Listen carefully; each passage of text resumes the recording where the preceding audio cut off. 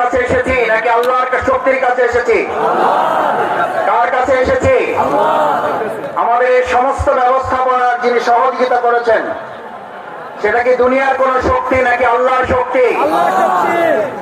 আমার ভাইয়েরা, হযরত ইব্রাহিম আলাইহিস সালামকে যখন আগুনে পুড়ে পরীক্ষায় উত্তীর্ণ করার জন্য আল্লাহ তাআলা সিদ্ধান্ত নিয়েছিলেন, আমাদের সকলের মনে থাকার কথা, হযরত ইব্রাহিম আলাইহিস সালামকে আগুনে ফেলানোর জন্য মাসব্যাপী যখন আগুনের কুণ্ডলী তৈরি করা হচ্ছিল,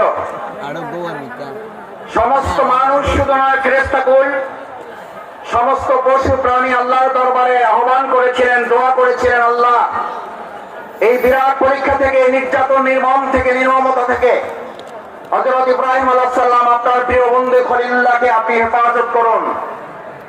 আল্লাহ সুবহানাহু ওয়া তাআলা তাকে